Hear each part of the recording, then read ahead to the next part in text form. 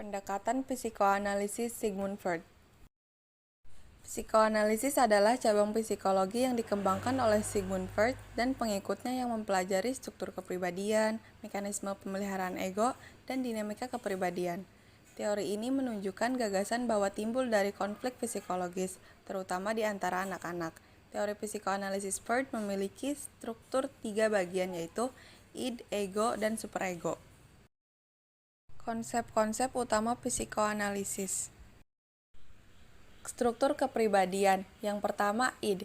Id adalah bagian dari ketidaksadaran dan berfungsi sebagai sumber dorongan instingtual. Yang kedua, ego. Ego berfungsi sebagai realitas dan mempertahankan keseimbangan antara keinginan dan ketentuan moral. Yang ketiga, superego. Superego berfungsi sebagai kesadaran moral dan mengatur sebagaimana ego beroperasional. Dinamika kepribadian. Yang pertama, prinsip kesenangan. Id mengikuti prinsip kesenangan yang mengarahkan individu untuk mencari kesenangan dan menghindari ketegangan. Yang kedua, prinsip realitas. Ego mengikuti prinsip realitas yang memungkinkan individu untuk mempertahankan keseimbangan antara keinginan dari id dan kondisi nyata. Yang ketiga, prinsip moralitas.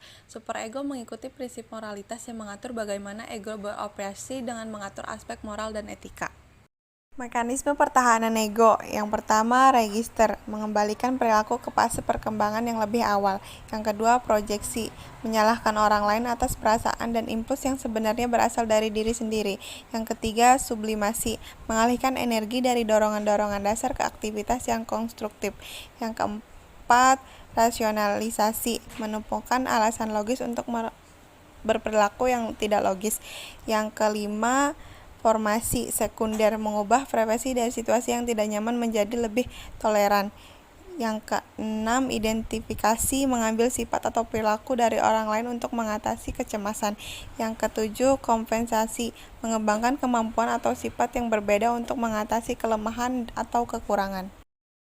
Teknik-teknik terapeutik psikoanalisis. Yang pertama, teknik talking core. Yang kedua, asosiasi bebas. Yang ketiga, interpretasi mimpi. Yang keempat, analisis transferensi. Yang kelima, analisis resistensi. Prosedur terapeutik psikoanalisis. Yang pertama, frekuensi. Psikoanalisis tradisional biasanya dilakukan 3-5 kali seminggu. Yang kedua, durasi. Sesi konseling biasanya berlangsung 45-60 menit. Yang ketiga, setting. Terapi biasanya dilakukan di ruangan yang tenang dan nyaman. Yang keempat, hubungan terapeutik. Hubungan antara pasien dan terapis merupakan bagian penting dalam psikoanalisis. Yang kelima, tujuan. Tujuan psikoanalisis adalah membantu pasien lebih memahami dirinya sendiri dan menyelesaikan konflik bahwa sadar yang menyebabkan gejala kesehatan mental. Tahap-tahap perkembangan kepribadian. Yang pertama, fase oral, usia dari 0 sampai 18 bulan. Yang kedua, fase anal, usia dari 18 bulan sampai 3 tahun. Yang ketiga, fase palis, usia dari 3 tahun sampai 6 tahun. Yang keempat, fase laten, usia 6 tahun sampai pubertas. Yang kelima, fase genital, terjadi sejak individu memasuki pubertas dan selanjutnya.